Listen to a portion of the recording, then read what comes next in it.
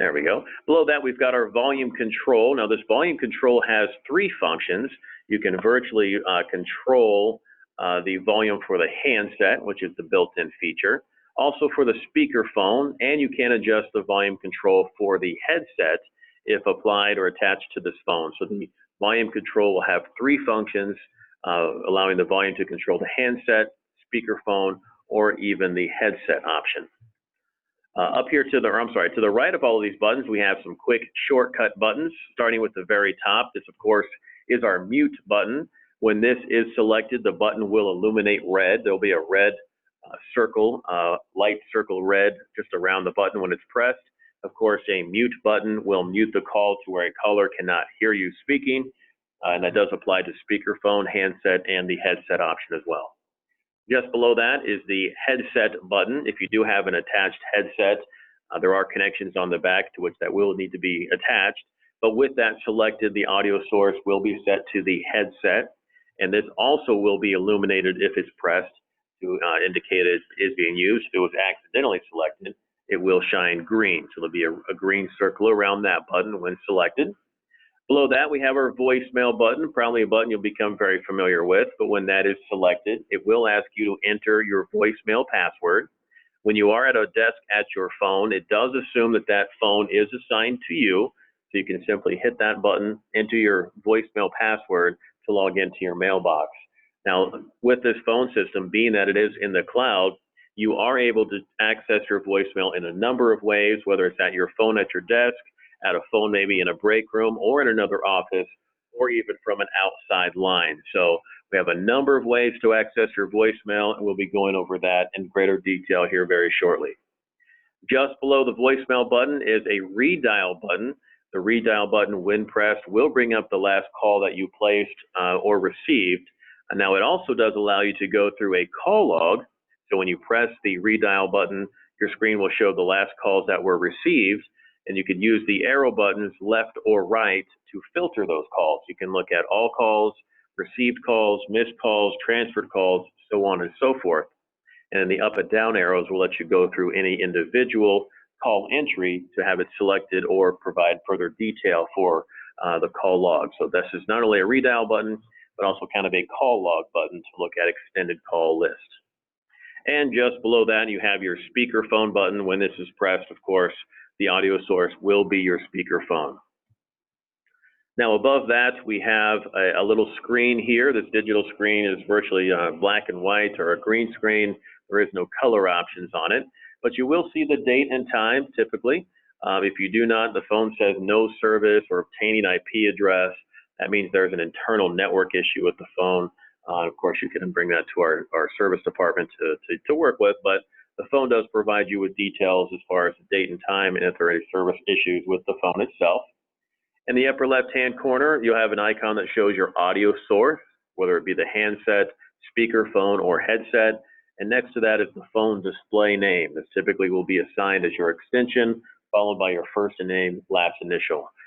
So all of those, when visible, should indicate that you have a provision and registered phone and are able to receive and make calls. To the right of that, we have three buttons here on the ZIP43G phone. Now, these phone keys can be programmed to include such things as paging, any outside line, or any type of other feature. But by default, they show line assignments. You'll have lines 1, 2, and 3 visible on this phone. The thing to note about our cloud phone system is these are virtual lines, meaning that if I take a call on line 1 at my phone, my cube mate next to me will have their own line 1 and not see line 1 in use because there are virtual lines assigned to each individual user.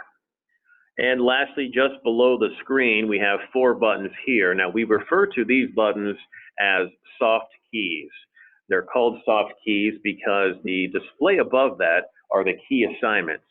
And those key assignments will change on your usage of the phone.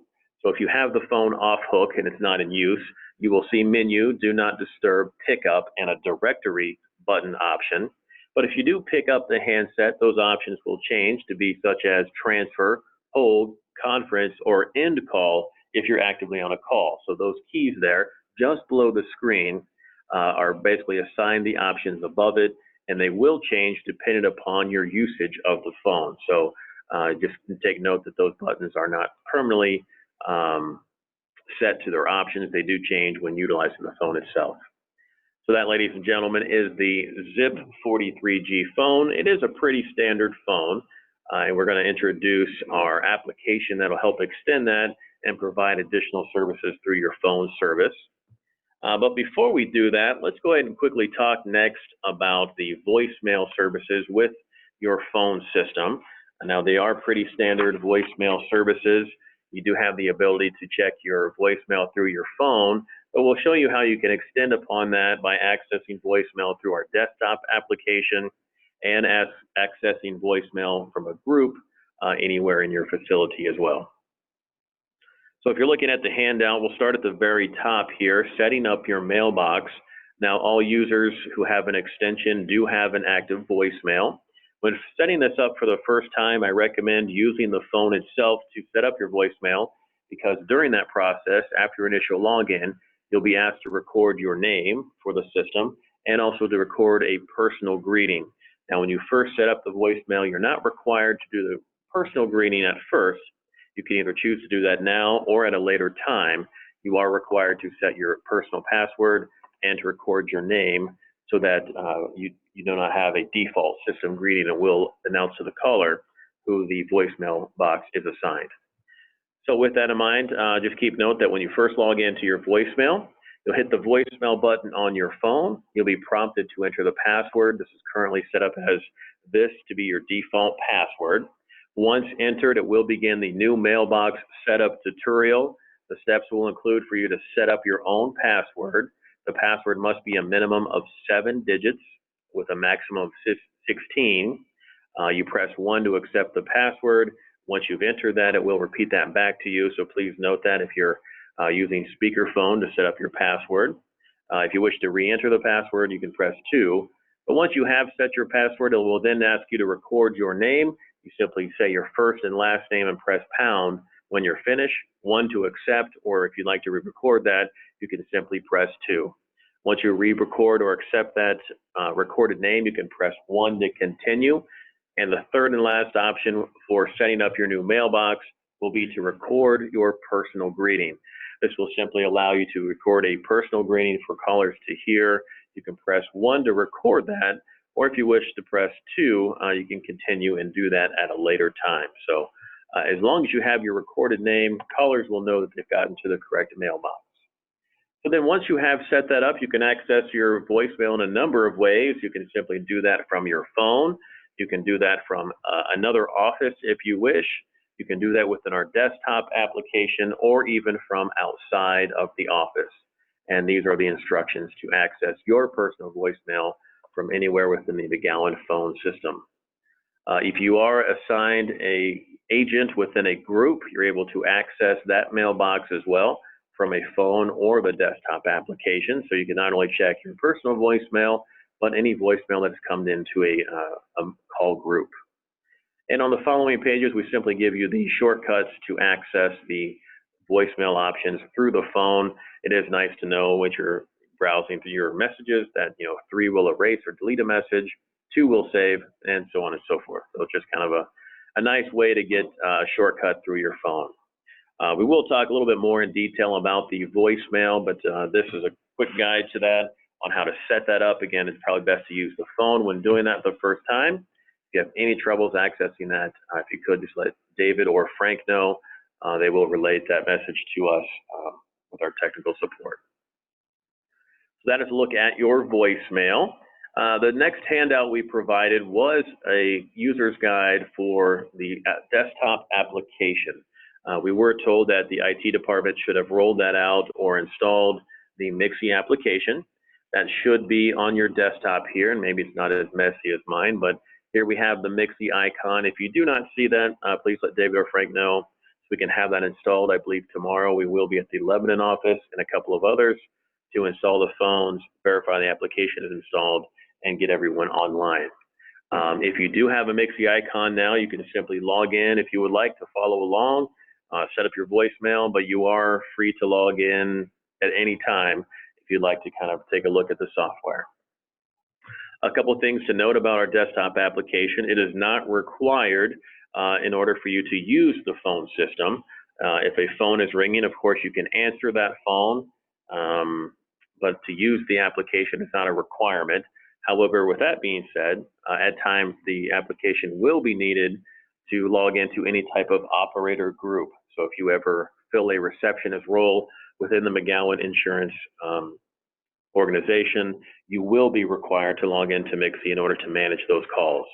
And to extend upon that, if you choose not to use the application, please note that the receptionist, especially with PCE, Carrie Drake, uses the MXIE application pretty heavily to transfer calls and to see the availability of all of the employees. So it is recommended to use the application, but it is not required. So with that being said, we'll jump right into our MXIE handout here. You'll see all of the information is provided there as far as logging in and some of the services that we'll talk about. But that's the best place to start. Our first bulleted item, logging into MXIE. Let's take a look at what that looks like. So first, your username will always be your first initial last name. Username and passwords, of course, are case sensitive, so your username will be all lowercase. The first time logging into the application, you will be asked to use this password, but then it will ask you to update that password once you have entered into the system. The URL is the connection to the voice system. Now this URL will be used for all of your services, whether you use the desktop, mobile app, or if you need to log into the portal, you can do that using this URL. Meaning I can take this address, plug it into a website here, web address, and I'll be presented with the portal for your phone services. It allows me to download any application needed for users, any administrative tools, web applications, and also very soon, we hope to showcase the WebZac to McGowan, where you can virtually, instead of having a desktop client like MXIE, use any web connection to manage and receive calls. So that will be our next process for you there. Let's see, continuing on from there, our handout will virtually say we've logged in at that point. Let's take a look and see what that looks like. So if you're logging in for the first time, you'll have your MXIE icon. You'll simply open that and log in. Now my credentials will look a little differently. I'm logging into our system. But first initial, last name, the password provided, and the URL. If you do wish the system to remember your password, you can have that checked. Without it being checked, you'll have to manually type in the password each time. So our very first time signing in, we'll provide the default password here. If I can remember that. Whoops. And once you log in, of course, it'll ask you to log in with and change your password. But once that is done, you are now basically logged into MXIE. That looks very similar to our screenshot there. So virtually MXIE, again, is our desktop application that allows us to interact with the phone, voicemail, and other services provided in the cloud. All right, the next bulleted item in our handout is binding MXIE to our phone. So if you think about the process of a Bluetooth headset, for example, earphones, AirPods, if you want to connect those to your iPhone, this phone system works in a very similar fashion. And we call this process binding. So what that means is I do have a phone, and when it's ringing, of course, I can answer the phone. However, if I am part of a receptionist group, or if I'm utilizing MXIE, I must tell MXIE which phone or which device to use when managing calls. As of right now, if I look in the bottom left-hand corner, my bind status says I am not bound to any device. If I try to make any call, it's going to say, please bind to a device in order to make a call.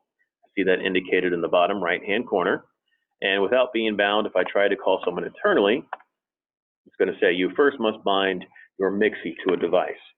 Now, this will not be a process you'll have to do every time. We have bound the phone to each profile and each extension. So if you have a phone at your desk, that phone will automatically be bound. However, we just like to present this option. There are times when a computer may crash, may need to be unexpectedly restarted, or if you lose power, sometimes the binding process will be disconnected. So here is how we'll perform a bind to our phone. It does say to use the file in the very top hand corner there, so you can use file if you would like, but the easiest way is to choose bind to at the bottom. of your screen, in the bottom left-hand corner. When I select bind to, it's going to ask me what I wish to do. I'm going to bind to a device here. The easiest way to bind to a device is by selecting bind by a call from the device. This is where MXIE provides me with a number to dial on the phone that I wish to use. So MXIE is saying, go to the phone that you're assigned and type this number. You don't need to press speakerphone or pick up the handset, just start dialing. So *27005, I hit pound or send to connect the call. Once you do that, the device will bind to the phone, again like Bluetooth pairing, and I can confirm that bind by seeing the bottom left-hand corner and the numbers assigned. These numbers represent the phone device, and they're in fact the MAC address of the phone. If you were to flip over the phone, look at the sticker that says MAC address, it should match this number here. So now with my bound phone, I can make a voice call that will actually use the phone that I've assigned it, and I can also call internal extensions. So now MXIE says it has a bound phone device and it is able to receive and make calls. So again, that is our process of binding MXIE to a phone. Just below that, it talks about changing your present status. Before we get too much into that, let's just kind of take an introductory loop around MXIE and what everything does and kind of define all of the features. Starting at the very top, we have a toolbar here that gives most of our features through the File, Actions, Conference, and Menu options here on the toolbar. So this allows you to get to a lot of the services provided through MXIE. Just below that, we have some quick service icons, which I can use these icons to make a call, look at instant messaging options, or even parked calls. Now, if you right-click in an open section just past that, there are a couple other items I can add, such as a call toolbar, or if I wish to remove some, I can do that as well. So I just simply go back and uncheck any currently checked item. Just below the icons here, I have a note field, which we'll be getting in here in just a moment. And I also have a search bar. One thing to note about MXIE, anywhere you see the binoculars, that will be a search feature. Searching through MXIE will search all contacts, whether it be a contact on your global system, through a local address book, a buddies list, or even a call log. So if you ever received a call from someone, it'll also show up in the search field as well. So search can search all entries within the phone system itself. Just below this search field, we have these two large boxes. These boxes represent our call boxes. That means that if a call comes into my extension, you'll see my name at the very top here. Those calls will be represented in this box here at the top. And if I'm a member of a call group, the box below will show my name as an agent for that call group. Let's take a quick look at what that looks like. So here is a call that comes in or was made from my extension. I have the call bar here. We'll go over that in greater detail. And if I wish to make the call from a group itself to possibly utilize caller ID to mask a caller number, I can do that by selecting the box that I'm a member of, hit voice call, and enter the 10-digit number I wish to dial from there. So here you'll see representation of what those calls look like in both boxes, in both call options. To the right of that, here are some of my custom bars or custom boxes available within MXIE. So I have my voicemail access here, address book, and buddies. Now, a couple things to note about these boxes. The two large boxes or call boxes will always remain the same. You can remove, or I'm sorry, you can kind of move other boxes around them, but these two boxes will always stay open. They're not movable, and they can just simply be resized. All other boxes are manageable and are called, are basically dockable or undockable, which means in these boxes, if I see two boxes in a square, that means I can close this box and have it close. Or if I select the two squares, I can undock that window and move it either around MXIE, or if I have a second computer screen, I can move that to that screen, have this box open, like if you were a receptionist, for example, have the address book undocked in another screen while having MXIE in the second screen. So I can basically undock this box. I can move it around if I'd like to customize the layout. For example, I can move it all the way here to the left. I get the gray area that opens to where I can now drop my address box book there in that box. I can also undock it again, move it to the top of all of these screens and provide it at the top. Or if I wish, I can even add it as a tab. So if you grab the name here of the box, mouse over another window, you'll see a tab that kind of forms. If you can see that there, you'll see a tab becomes active. And once I drop that, I now have moved that box into another window that was utilized by another box and creating tabs. Once you do have the tabs created, you can move the tab order. So I can put one in front of the other just by simply clicking, dragging, and dropping to move the order of the tabs. Some people will be like, I closed my address book, or it's gone, where did it go? You simply can go back into your options in the icons or into some of your views and pull up your address book, for example, again, and where it was last placed, it will then reopen. We also will see a buddies list here in just a moment. The buddies list provides a condensed, quicken list of maybe a list of long directory numbers within your system. We'll go over the buddies list. At the very bottom left-hand corner, I see this gear with a phone behind it. This pops up my user preferences or application settings, so I can do some fine-tuning and adjustment to the application itself by using the gear phone icon at the bottom. Again, to the right of that is the bound status, which device is bound to this application. I can bind to any phone that's a part of McGowan phone service, being that I am in the cloud, which that means if I am in one office and I have my own phone assigned to me at that office, I can actually move to another office, maybe with a laptop, sign into my MXIE application, and bind to that phone in another office and use it temporarily as my extension. So that means any calls coming to my extension will ring at my phone at my office and also at the phone that I've simply bound to. So that gives you an opportunity to use all the phones or any phone within the McGowan system, being that it is in the cloud. So with that little information there, let's again talk about changing your present status.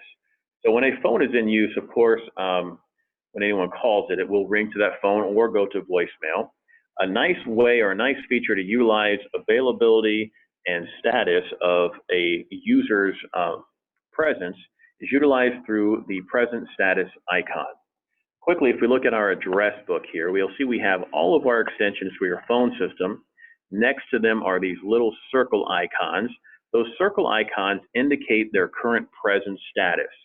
Now, you will have some gray ones here that typically will be shown if a caller is offline, logged out, or has never used MXIE.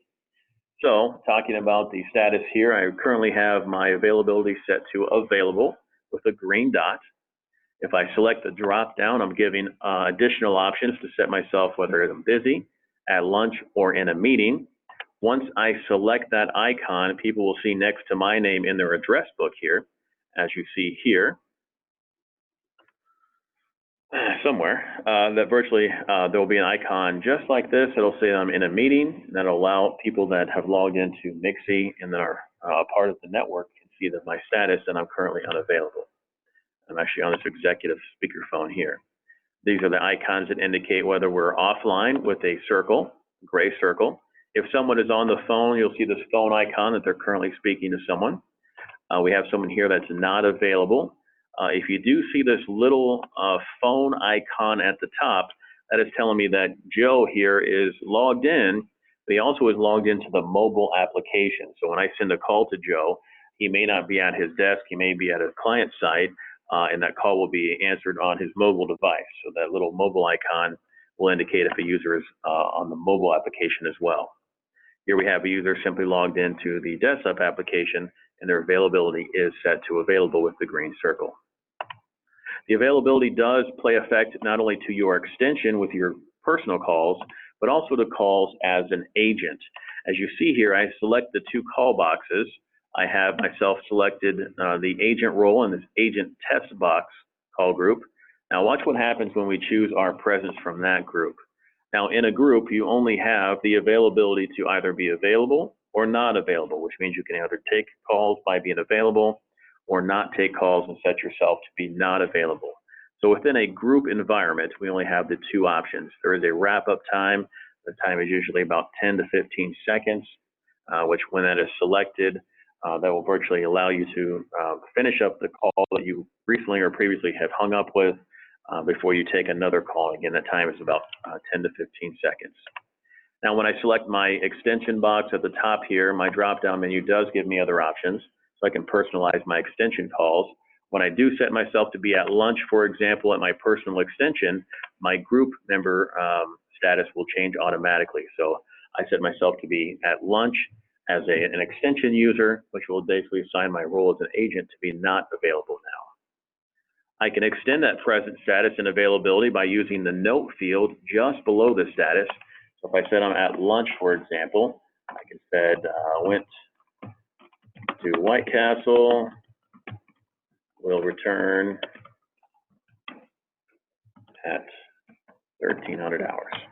So what that does now is it sets my status to be at lunch, my availability to group to be not available, and anywhere that my name is saved in the system, the note will be present here. So now here's my name, my availability, and the fact that I have left a note saying I went to White Castle and will return at 1 o'clock.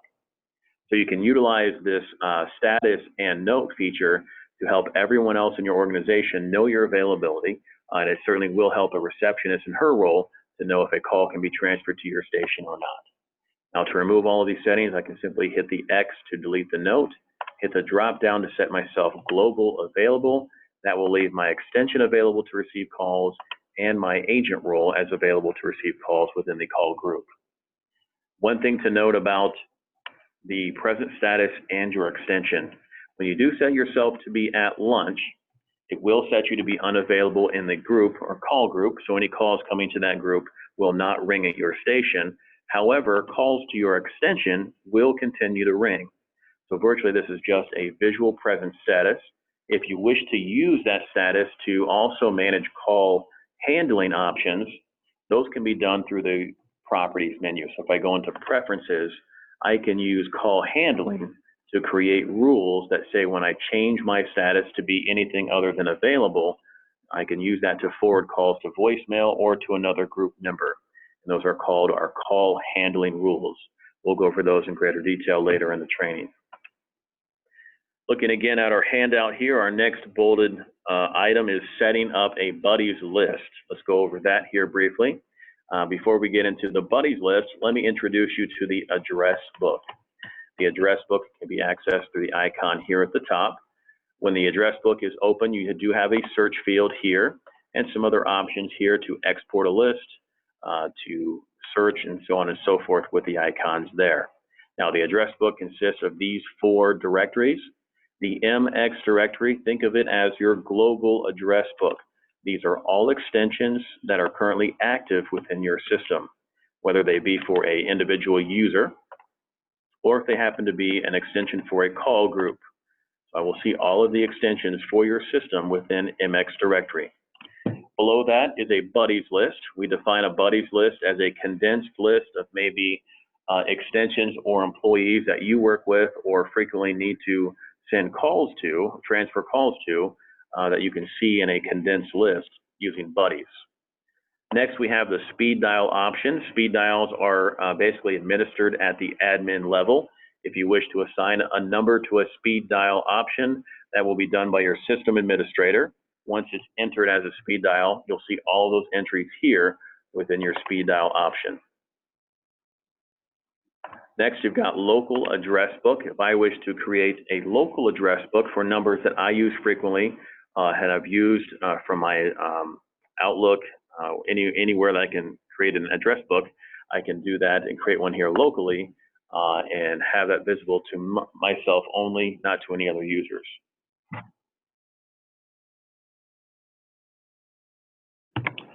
All right, so that again is your address book. Now specifically buddies, again, this is a condensed list of people that we want to see frequently through our MXIE application. So setting up a buddies list, what you can do is go into your address book.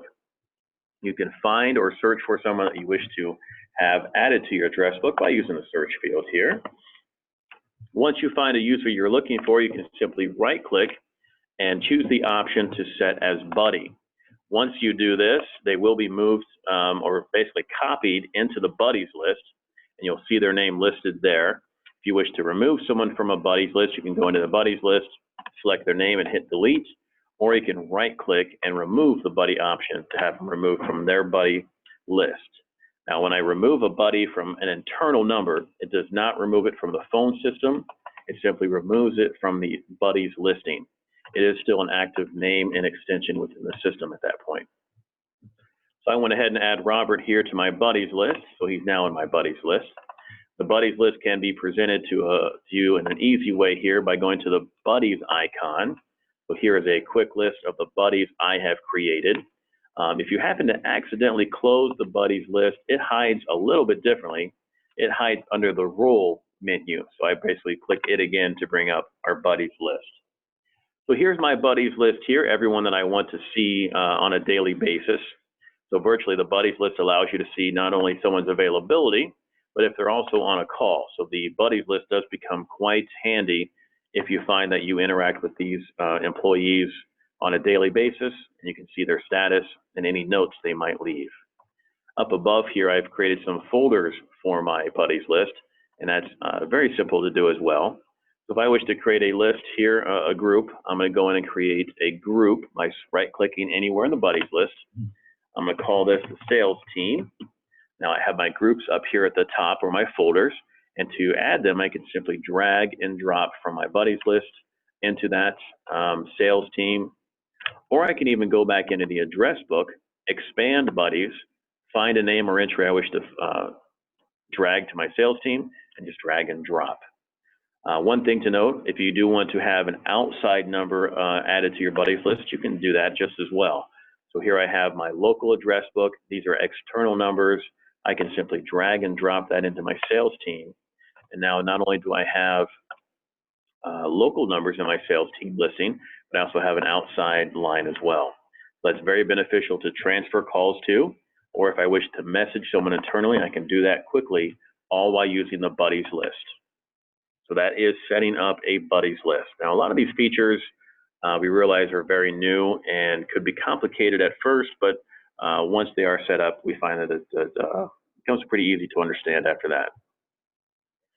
Our next item on our handout here is instant messaging. Your phone system does have the capability to send messages back and forth between internal users.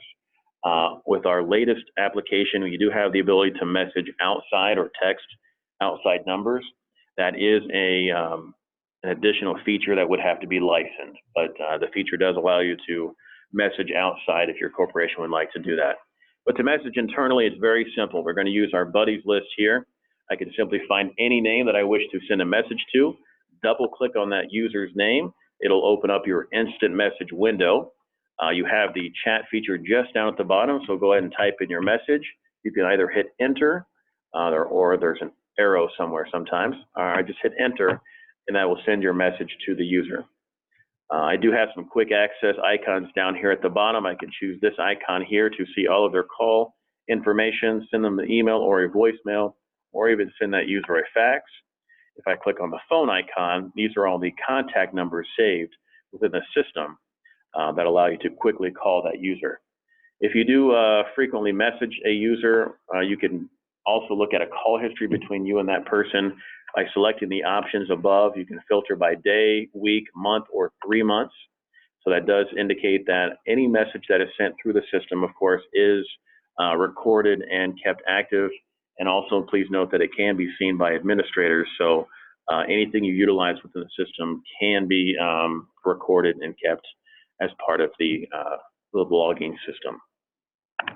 When someone responds back to you, that same window will open back up and will flash at the bottom of the screen if you do have any questions with that. Of course, you can't message any outside numbers because that's an additional feature, but you can message anyone if they're offline. Let's say, for example, I needed to send Jen Jones a message and I want her to see it first thing in the morning. I can type in my message, send that to her. It says that she is offline, but the message will be saved. So when Jen logs in first thing in the morning tomorrow, this message will pop up and she'll see my message first thing and she can respond from there. But you can message offline users as well. Next, we've got our call handling rules.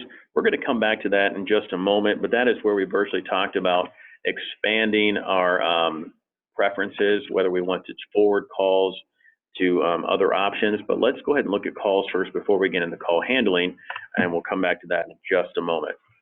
So if you'd like in your handout to flip to the back page, now we're going to talk about making calls from within our system. Now we don't have a phone visible in front of you, but all of these features that you see in the handout are not only applicable to the phone itself, but can also be utilized through the desktop application. So when I place a call on hold, on park, or if I wish to transfer a call, all of those features can be done from the phone just as easily through the application. However, the application can expand upon some of those features and provide additional features. So starting at the top on the back of your handout, to put a call on hold, go ahead and first initiate a call from our phone. So here is me making a call to an outside line from my phone. You'll see that phone call represented on MXIE itself. Here I've got this blue bar. Now this was in the top box, which meant I've either dialed that number from my phone or this caller called in to my extension, and that call will be visible here. When you're actively on a call, you'll see the name, if there's a caller ID name, along with the number. To the right-hand side of that, we do have a timer here. This will time the duration of the call. This is my call duration. If I hit this X, that will disconnect the call. So I can hang up a call right from the application, or simply go to my phone, hang up the handset, or hit the X to end call.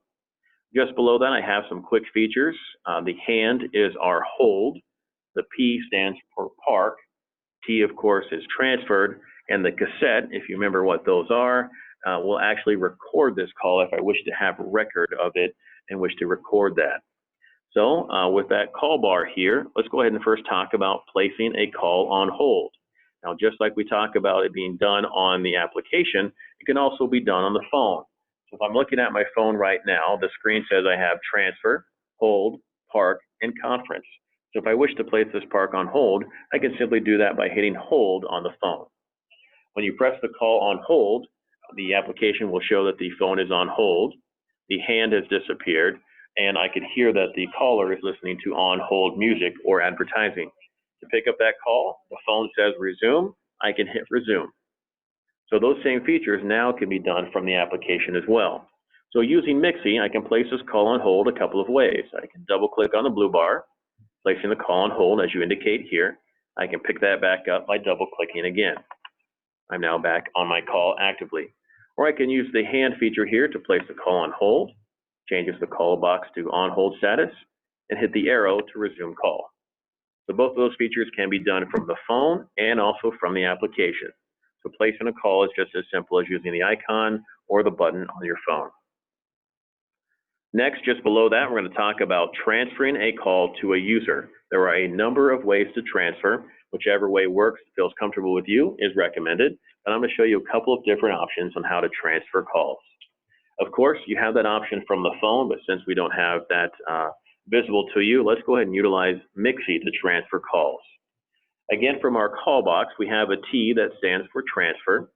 When I select T from MXIE, we'll begin the transfer process. So a window pops up that gives me an option to enter either an extension of someone.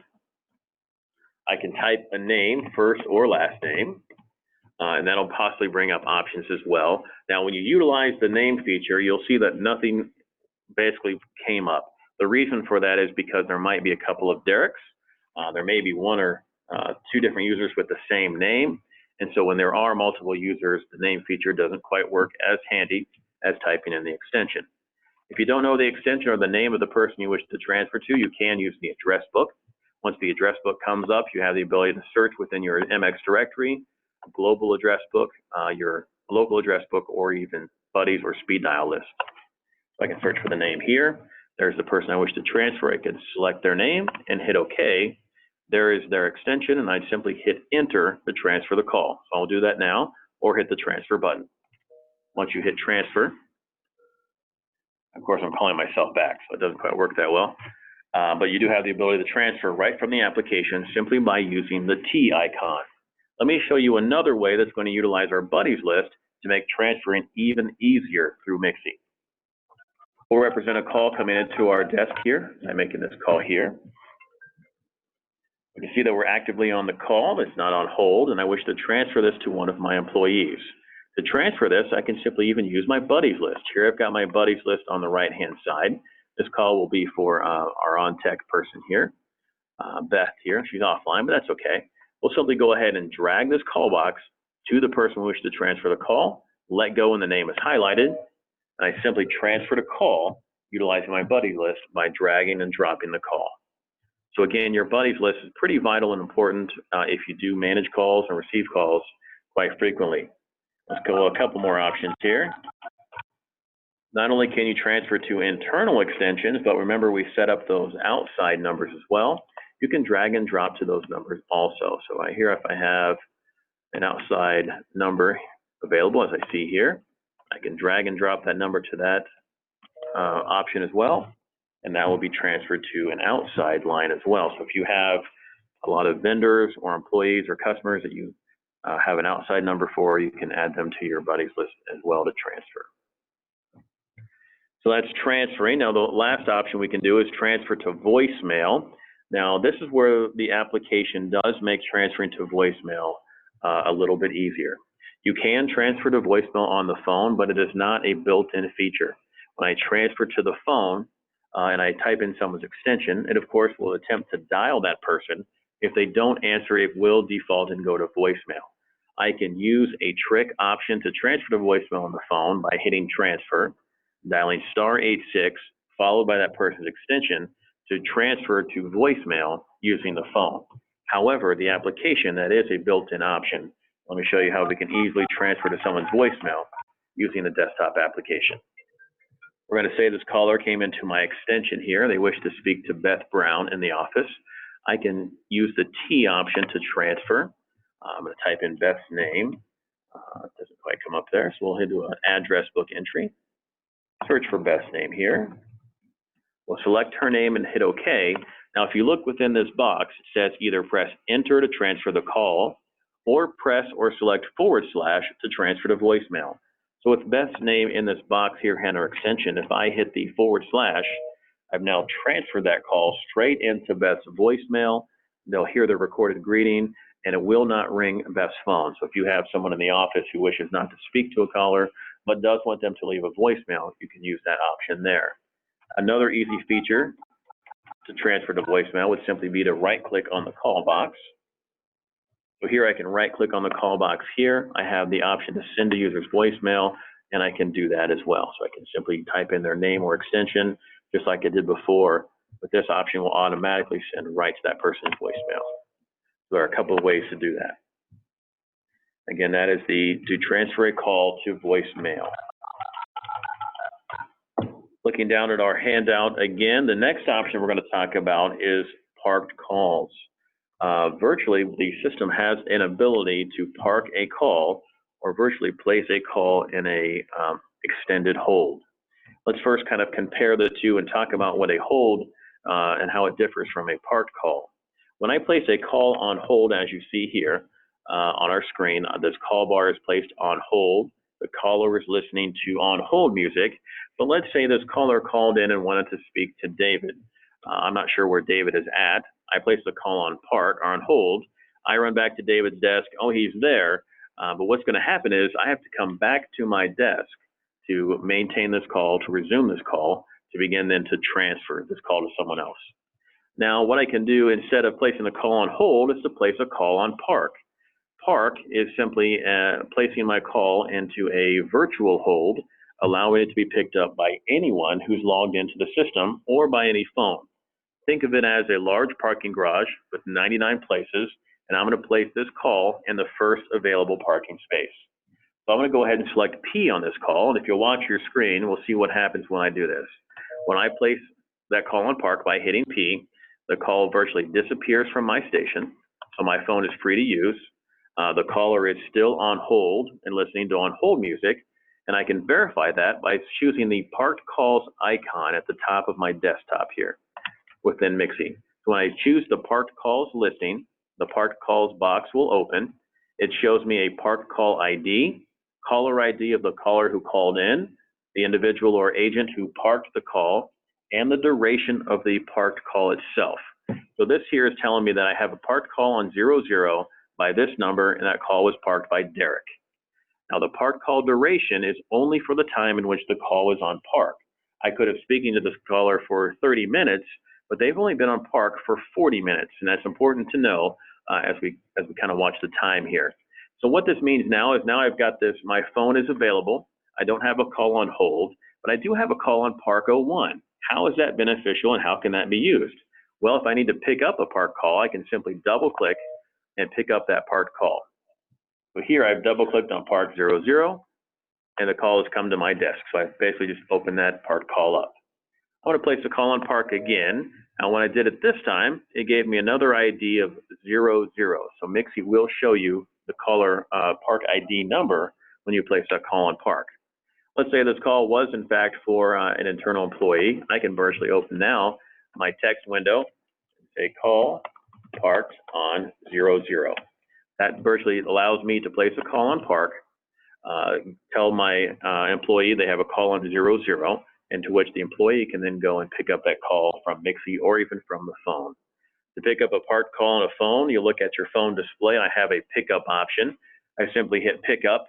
It asks me to dial the 2-digit ID number. I hit the ID number and I hit send or connect to pick up that call. So you can do this both from the phone and from MXIE, but it can be done anywhere in the entire organization. So if I place a call on park in Newcastle, someone in Lebanon or Shelbyville can pick up that call simply by hitting pickup and hitting the caller park ID number. So that's an extended hold feature. Another nice benefit of the park call that I use quite often is I'll be at my desk when I take the call from the phone. I'll place them on park.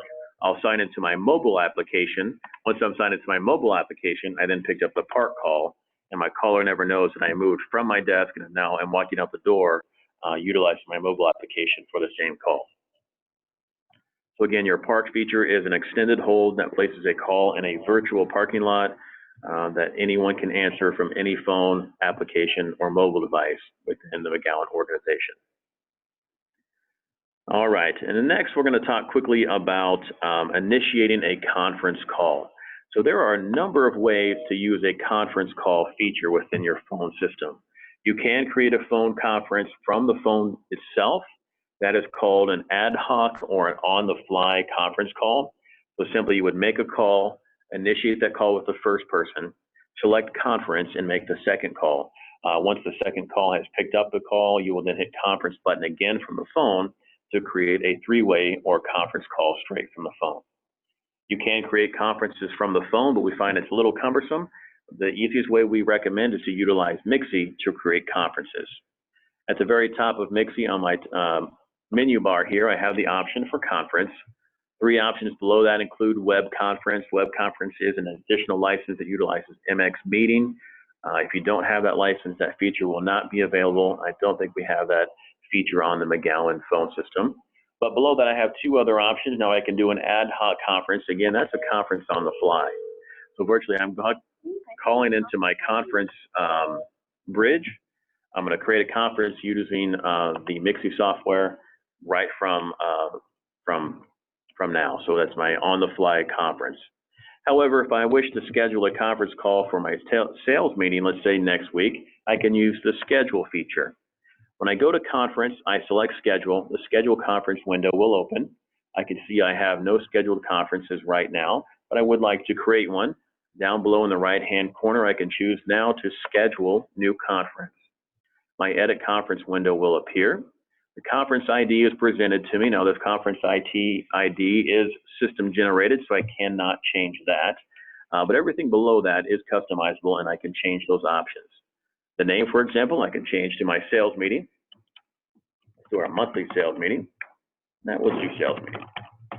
All right, so I've customized the name. Now the type below that, I can either choose this to be a one-time conference or I can have it reoccurring. Now when you select it as ongoing, it is reoccurring, virtually meaning if you say, hey, sales team, let's have our meeting next week, what they'll do is they'll come in and use the same ID to access that ongoing conference. So that ongoing conference is virtually always available with that ID. If I choose a one-time conference, that ID will be available for the date and time specified, but after that date and time, that conference ID will no longer be valid. So this is my one-time meeting here. I've got the date and time availability. I'm going to go ahead and set this for tomorrow. And the time will be, we're going to do that at 1:30 p.m. So I'll select my time option. Whoops, I typed too many. Select my time option here. I can simply type in there. It is a 24-hour clock, so we're going to go ahead and choose that to be 1:30. So right now I've got my sales meeting with this ID set for a one-time occurrence on tomorrow at 1:30. Now the duration is a confusing item, but because it means a certain thing that even when I didn't understand when I first started. The duration right now is set to 30 minutes. That does not mean that my conference will only last 30 minutes, and after 30 minutes we'll hang up on callers. That means that if at 1:30 I start my conference, the time now becomes 2 o'clock. After 30-minute duration, if it's 2:01, my conference will not allow new callers. So it's virtually a way to say, hey, if we are 30 minutes into our conference and you are late by 31 minutes, you will not be able to access the conference because maybe we're too deep into any information and we just do not want to backtrack. So that duration, again, is the time in which is limited for callers to enter into your conference. You can set that to any number just about. I'll even set it to 99 minutes if we want it to be forever. But you can say, hey, I want to restrict callers to be on time to my meeting. If they're late by 5 minutes, they will not be able to access my conference. Below that is the web collaboration. Again, we don't have that availability for this system, so there are none. The last option is end call when host leaves, and this is very important to note. With it checked, that means that my extension, is creating this conference, and I first have to log in for that conference to begin. If I do not log in first with this option checked, the conference will not begin for any other caller. So if a caller comes in and I have not logged in, the conference will say, this conference is not available, please try again later. So what I need to do, if I want anyone to join at any time, is to uncheck this option. With this unchecked, anyone can join my sales meeting at any time as long as it's not past the duration. And also if they wish to hang up or leave at any time, that can be done with it unchecked as well.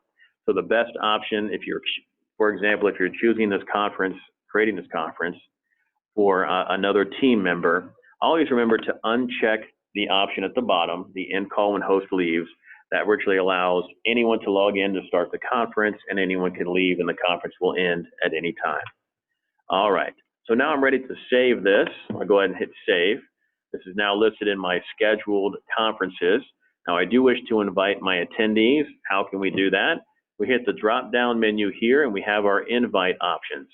Of course, I am in Clipboard on some options we want to set up. So let's go ahead and do that via email. When I select invite via email, it's going to open up in my default mail program.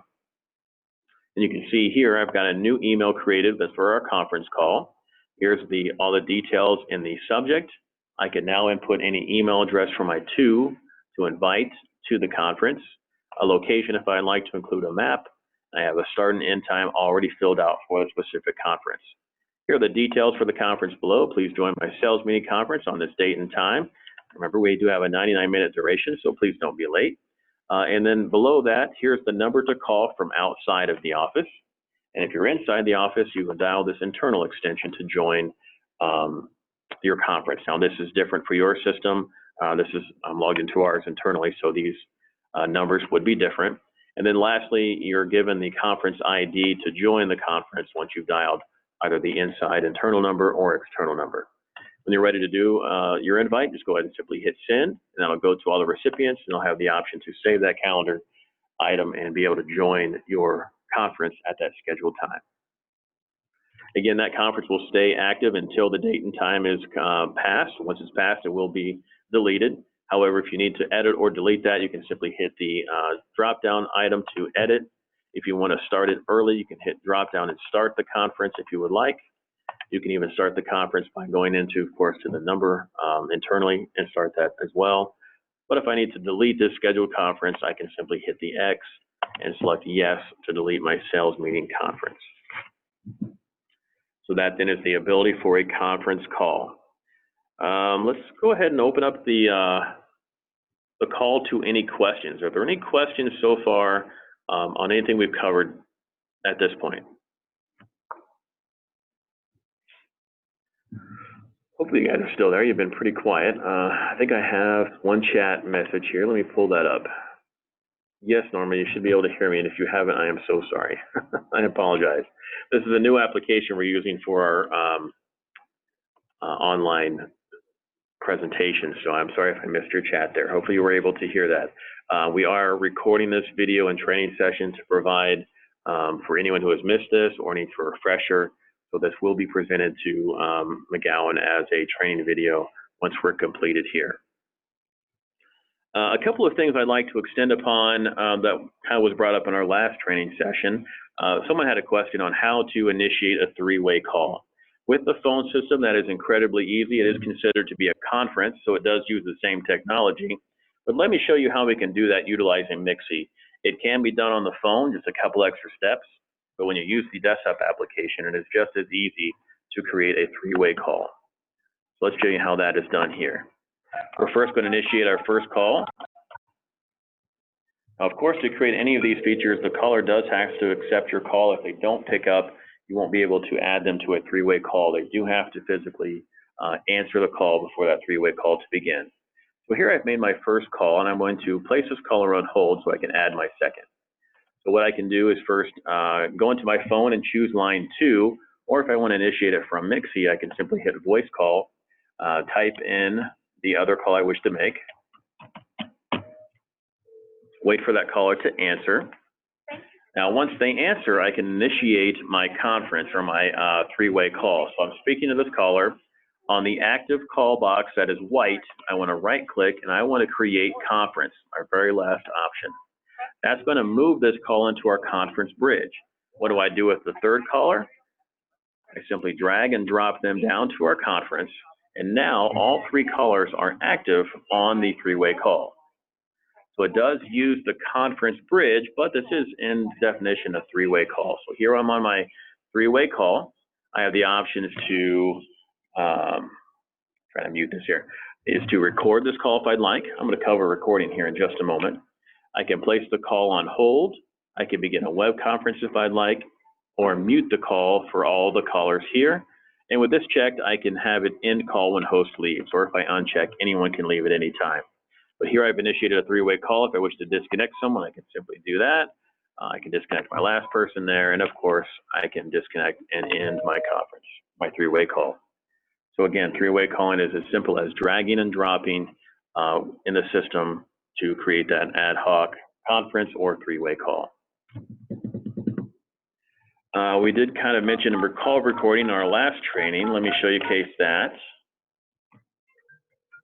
So your system does allow you to record any call that comes into your system or any call that you make. Here you'll see that record option available on the call bar with the cassette.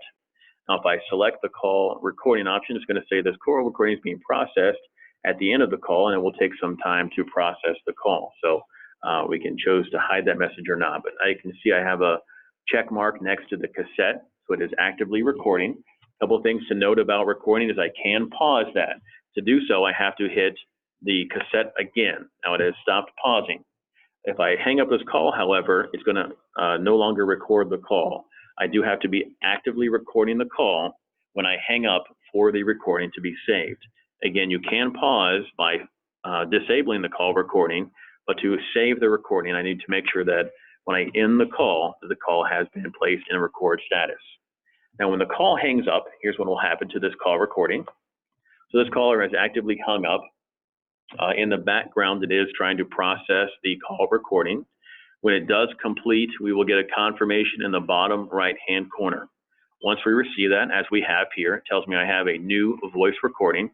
Voice recordings are saved and are accessible in the voicemail box here. I click on the voicemail box icon. I go into my mailbox under messages. I have a highlighted call recording option, and here now is the call that I've just recorded. Now the previous call I did, I set that at the very end. That's one thing to note about your call recording. If you hit call recording at the very end of a call, maybe a caller was belligerent, rude, or made a threat, you can hit that call record before they hang up. Now, once the caller does hang up with call record enabled, it goes all the way back to the beginning of the conversation and will save the entire length of the conversation for record. So as long as you have hit record and the call was hung up at the record status, it will record the entire message. When you do pause, you basically hit pause and then record it again. That allows you to maybe not have record if you take a social security number or a credit card number, so that way you're not liable for any of that information being recorded. But we do recommend you can pause at that point of a recording. Someone did ask, do you have to announce to the caller that you're recording? In the state of Indiana, it is a one-party state, so it is not a required thing to say that you're recording a call as long as one party is aware that it's being recorded. If you wish to do that as a courtesy, it can be offered, but you do not have to announce to the caller that you have recorded their call. So again, call recording is pretty simple right from the system there. Let's see here. We did also talk a little bit more about voicemail in the system. So coming back to voicemail, you can easily check voicemail right from the phone by simply hitting the voicemail button, but it's also just as easy to check voicemail from within the desktop application. Sometimes it can be a little bit easier. At the phone, you have to type in your PIN, you have to select the voicemail you wish to read, you have to go through all the menu options. Now, when you log into MXIE, you've already authenticated into your mailbox. That originally means I can open up my mailbox right here by using this icon. My mailbox window opens, and I can now access and see all my voicemail right from my computer. To listen to a message, I simply double-click on that message, and it'll play right into my computer. Now, if I want some privacy for that message, I can highlight it, hit the handset icon here.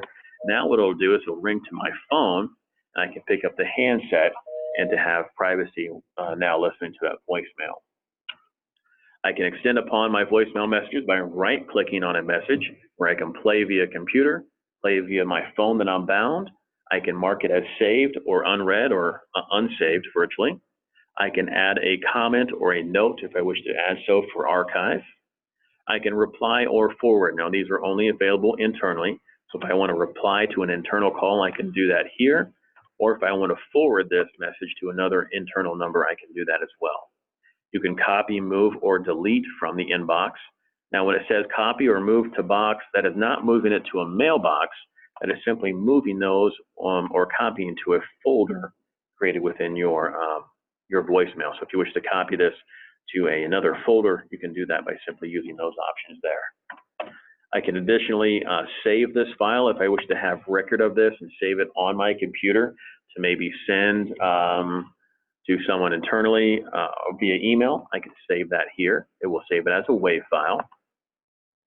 And then lastly, I can call back this number. If this is a number that called and left a voicemail that I'm not familiar with and I don't see a name, I can right-click, hit call back, and it will automatically dial the numbers from that caller and allow me to call them easily without having to write down the number. A little bit more about the voicemail. At the very top of your voicemail, you'll have messages. If you're a member of a group, you'll also be able to access that voicemail if you have access. But the very top will always be your personal extension voicemail. Within your voicemail, you'll have the inbox folder, of course, deleted items, any call recordings that you had saved or recorded, and any faxes that you may have sent or received. Now, to receive faxes, you do have to have a number assigned, but anyone that has a MXIE account can send a fax either using the send fax option or using the Zoltis to fax printer driver, which is an additional feature. It is provided with the system, but if you do continue to have hard fax systems, those probably are best to use in the insurance environment rather than using the desktop. And again, you do have access to any call groups. So here I have access to the group test, where I can see any inbox message items or any faxes that were sent or received to that group. So voicemail is pretty simple to check right from your computer with MXIE. Voicemail does unfortunately have a couple of limitations that you should be aware of. Here at the bottom is my message indicator here.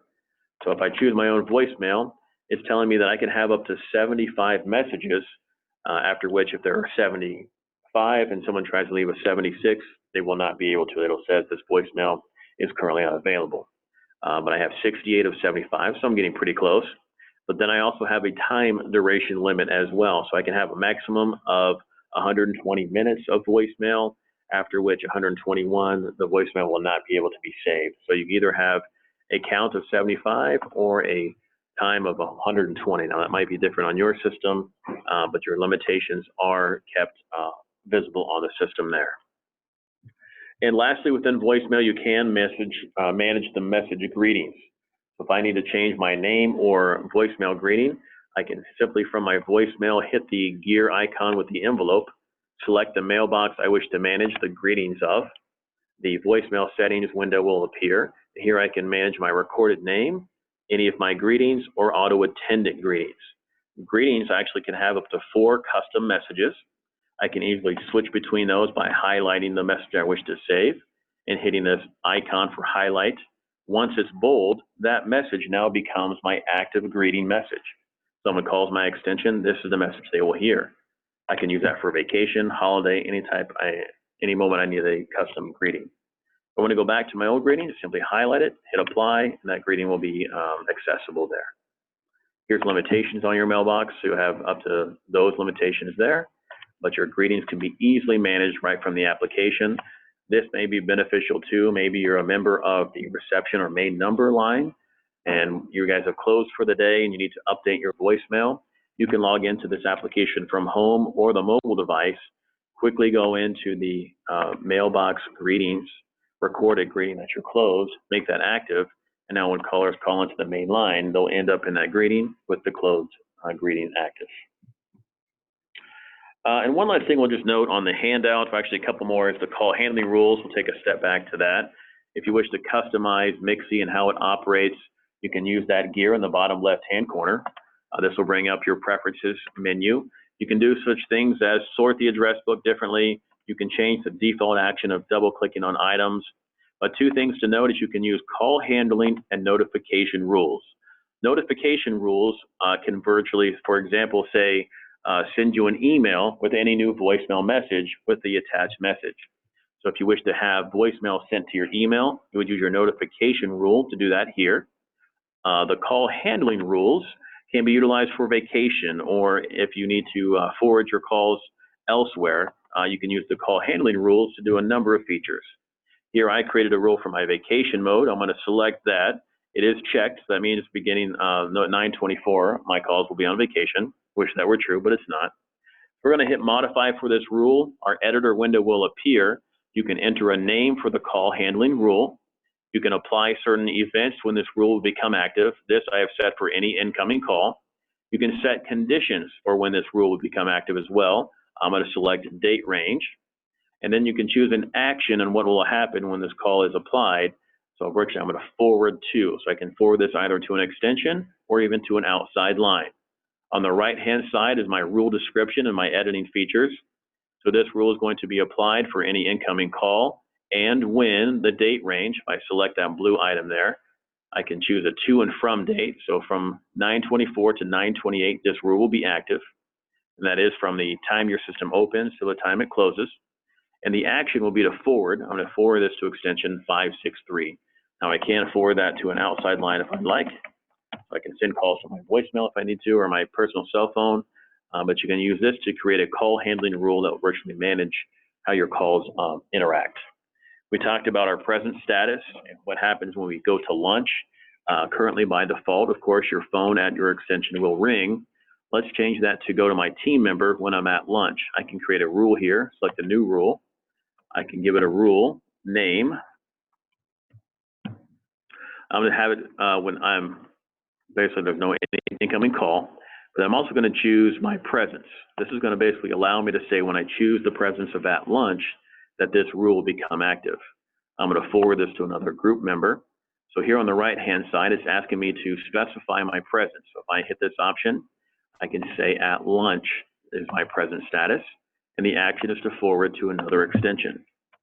So now what happens is this rule will become active because it is check marked. But when I check my calls at lunch, they will go to another number. So we can test that here. Let's leave this active. I need to change that to another extension. Hold on a second. Hopefully everyone's still there. You guys are incredibly quiet, which is quite all right. But let's go ahead and forward this to another number here.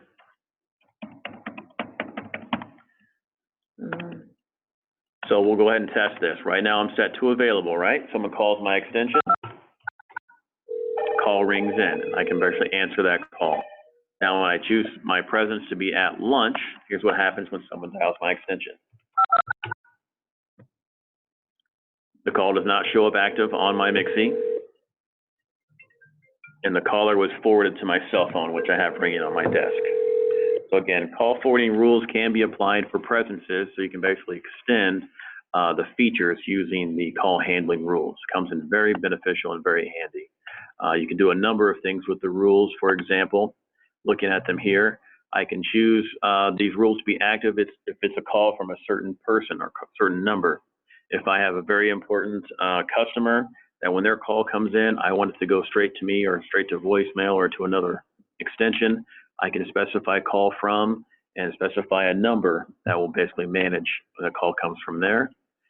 Date range options, time of day, on days of the week.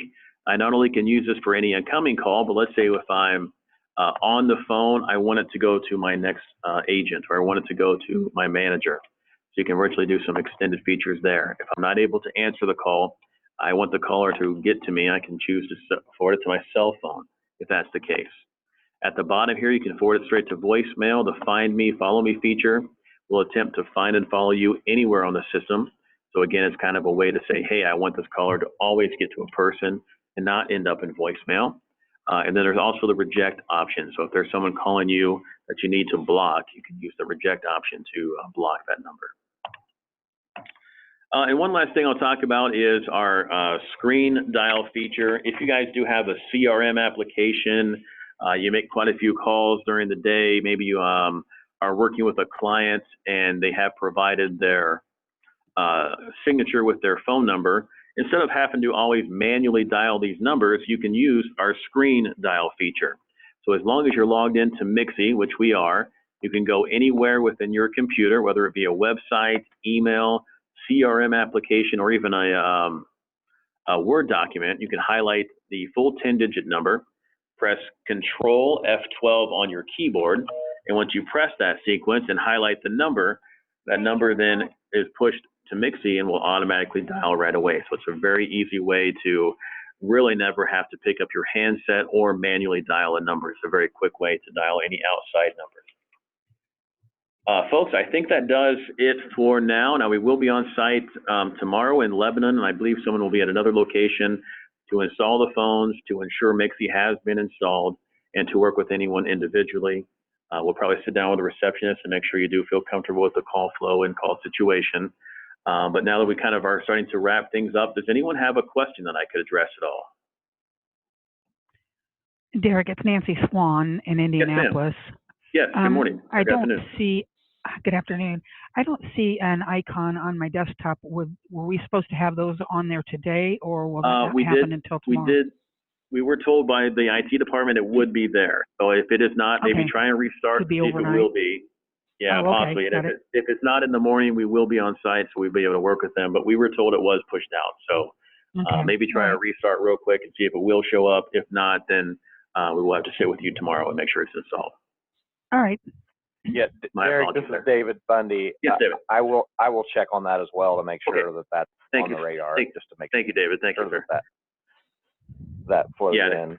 Absolutely. And if you do see it, you're able to log in now. If you just want to test your login information, and again, kind of create your buddies list or voicemail. You can set that all up now, even if you may not have a phone. But if the application is installed, your account is active, and you are free to log in at any time.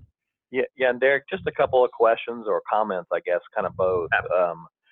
One question is, so when you're in MXIE and you have your buddies list up, and you right-click on their name, that's obviously nice functionality there. But when you go to edit, so does each user, like I can put this in here, like I can put someone's cell phone in here under my list, but does each user have to update that for that to be available for everyone, or how does that work? Like if somebody wants to put their cell phone in there? So when you work at a local level, even on the buddies list, now buddies list is throughout the entire system, but when you select edit, that becomes at a local level. So anything you put in here is only visible to you. Now, as an administrator, however, I can log in and fill in those fields at an administration level. And when you do that, that information is visible to everyone. Okay. But when you edit it locally, it's only locally seen by you. So if you do add an email address for record, it'll only be seen by you. And if you do add that email address, for example, all that simply does, it's kind of just an extension of their contact information. So now I can right click, send an email, and with that email address being saved in there, it'll now pop up a populated new message form. Okay. So it's not a requirement by any means, but it does provide additional contact information that everyone can see if it's been applied at the admin level or if you apply at your local level. Okay, so right now, for example, like as I look at, Newcastle's who are already loaded in here, it looks like, we've got email addresses in here, and then it's sporadic on like cell phones or not, just depending on if the person needs it. But you're saying each individual user could add these under their own MXIE, but then if we want to put them in here in mass, it would be an admin function where we would have to collect that and gather it. That is correct, yes, sir. Yeah, I'm logging into the admin feature now. So here I can look at users and see that information. So if you look at, for example, Ashley Claxton, she doesn't have that in there. Yeah. So if you look at that now within the admin tool, her name, I can go ahead, I'm going to go ahead and log in real quick to that. 1 second here. Yeah, and I don't want to take up a bunch of everyone else's time. I've got a couple other things that are more pertinent to everybody else. Well, yeah, if you do want it visible for the entire users, we just have to do it at the admin level, but that can be done. Okay.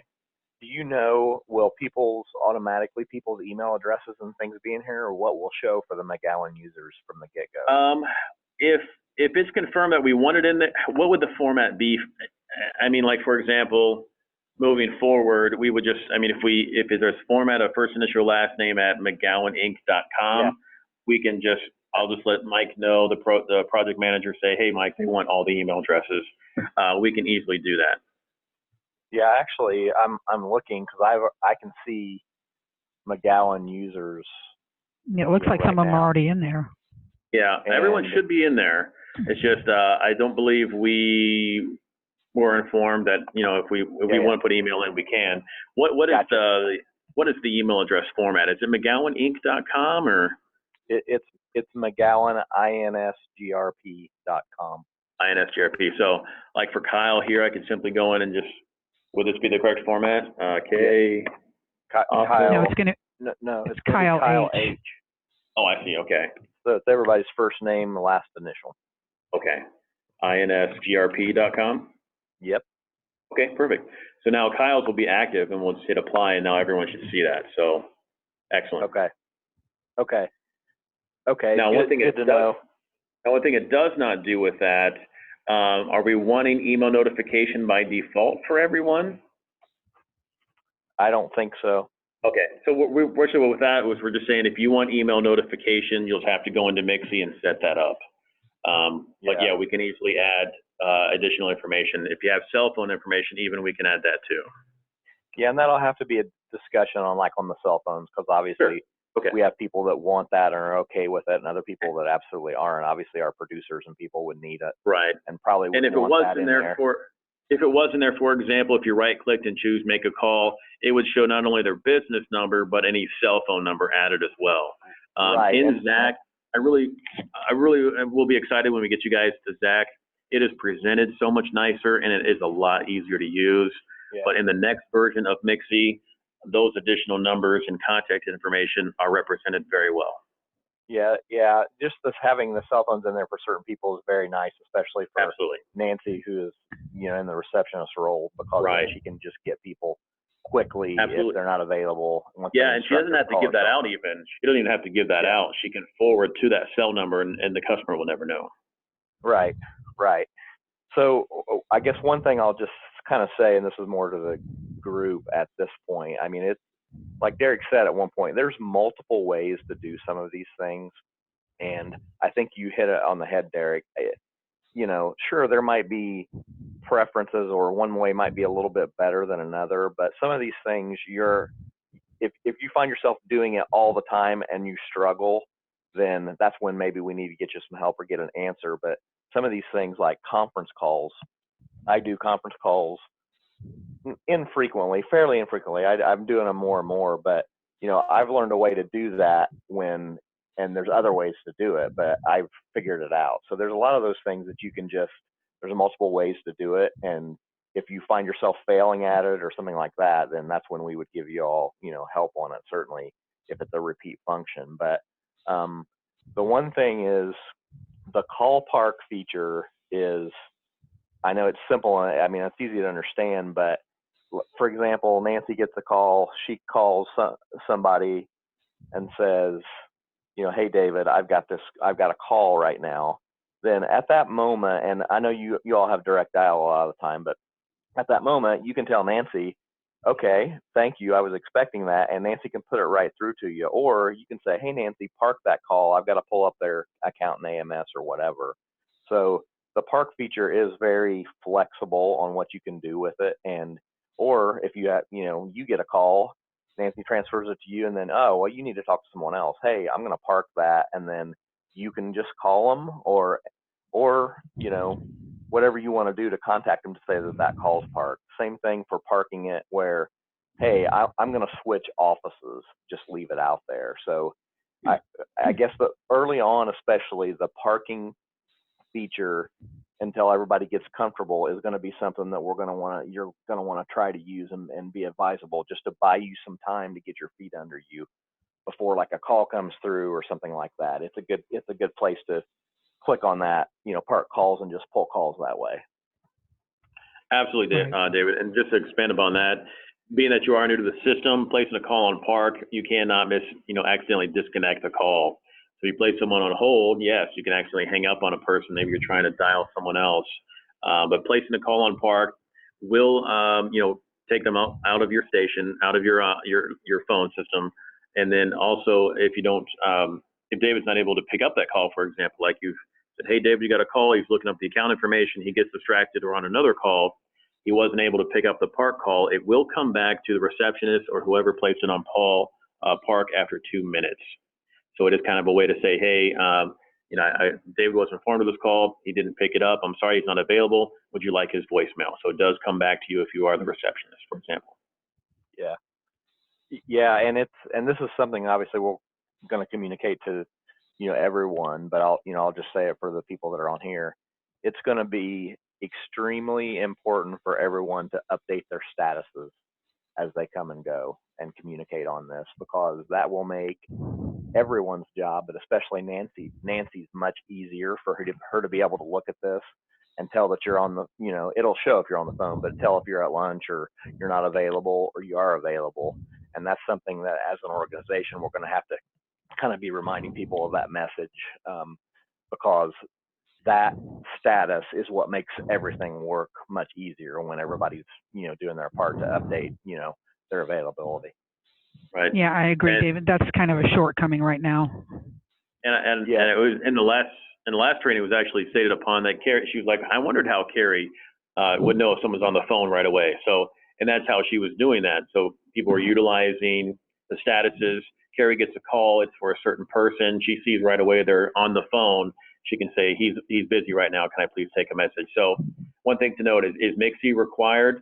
Not in every situation, no. But as an organization, it will make your callers and your agents and all of your business flow a lot better. So using MXIE in the status only helps your receptionist out in your organization manage those calls easier.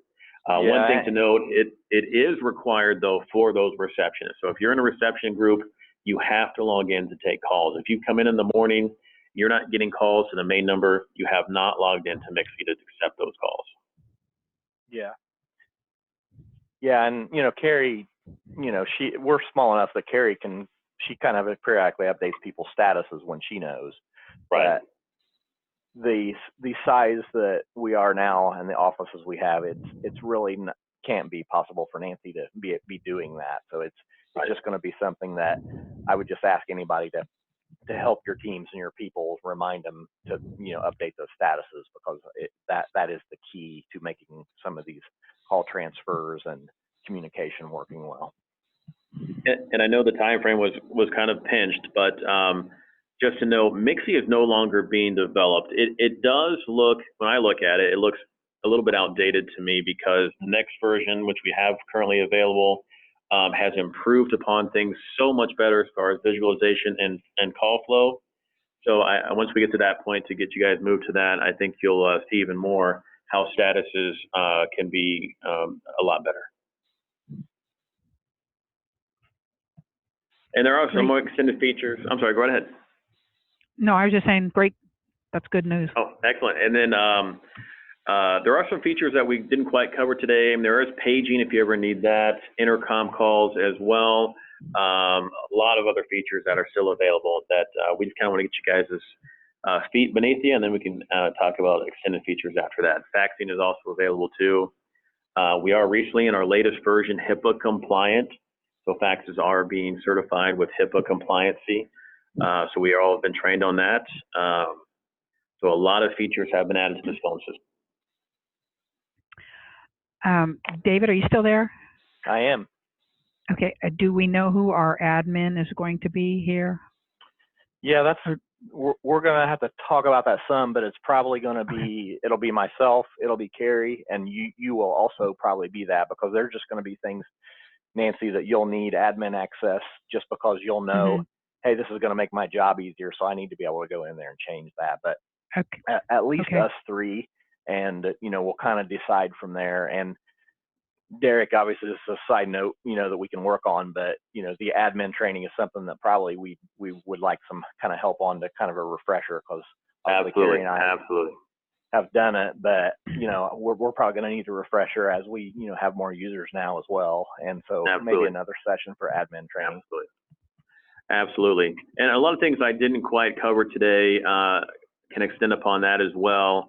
So I don't know what your previous phone system was like in the McGowan environment, but our phone system does work off of a schedule, which means if we set a time for open and close, the phone will not ring actively before or after those times. So if you guys close at 5 o'clock, here I've got a schedule here at 10 o'clock. That's for a holiday, it looks like. So our live answer, for example, will ring to Carrie from 7:50 to 5 o'clock. No calls will ring her desk at 7:30, and no calls will ring her desk at 5:30. So those are very strict on the schedule. I think we set it to 7:50 because she wanted to come in early and start taking calls when they actually open up at 8. So just be mindful that Nancy's calls do not come in before or come in after those scheduled times. Okay, and then is it up to me to do the recordings that people are going to hear when they do call in after hours? That's entirely up to you. We have someone that can do that for you if you would like. I see. If not, if you want to have a personal voice, that's an option too. But as of right now, any call recordings Carrie has sent to us, and we have Beth and our network operations record those for you. Okay, that would be good. So you'll just need a script? Yes, ma'am. Yes. Okay. Yeah, and we have one of those to work off of. So probably what I'll do is I'll check hours and then just see how it needs to be changed or adapted until we get something that's that's satisfactory for you, and then we'll send it to Tailored and they can record it. Okay. Absolutely. So we can get all the system greetings, but please note, as a user, if you do not update your voicemail as far as your name or greeting, what will happen is someone will transfer that call to that extension. When it goes to voicemail, it's a very generic, very default greeting. It says user at extension not available. So if you want to make sure that your system is personable to all of your callers, it's just important that everyone update their voicemail greeting and name. Got it. That's also I just want to touch on, I'm sorry, Derek, I want to touch on one more thing there. You mentioned faxing. Yes, ma'am. Based on what I see, our faxes come in via email, and it looks to me like they're coming from our current phone vendor. Yeah, I think I found that out at Shelbyville. So they have an analog modem there from like your carrier, and then it was attached to a fax system, and it looks like that's what generated it to be an email. So it looks like, that fax system is still available there. But if you, as far as receiving, if you want to simply send things in an easier way, our system does provide that feature. So they would still receive into the old way, but if you're like, hey, you know what, why am I printing this off? Why am I going to a fax machine? Why am I emailing it? It can all be done right. I mean, that's an internal thing, but we do have the ability to send and receive faxes. All righty.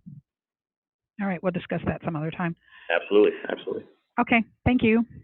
Absolutely, thank you. I think that's all I have, Dave, unless you have anything else. I apologize if it was a little boring and quick, but again, I will be at 11 on tomorrow morning. I have all of the phones handy. If I need to sit down with one-on-one, I think I'm going to be there all day for that. So we're going to make sure the phones get implemented, that MXIE is installed, everyone can log in, voicemail set up, we'll test all the calling and faxing, and I'll just make sure everyone's comfortable with the system. Great. All right. But on that note, that's all I have. David, we did record both sessions, so I'll have those available to you. Hopefully I don't sound terrible on them. I will have handouts available tomorrow as well if anyone needs that. But that's all I have, folks. Okay. All right. Thank you so much for your time, guys. We will see you tomorrow morning. Thank you. All right. Thanks, David. Thanks, everyone. Bye. Bye-bye.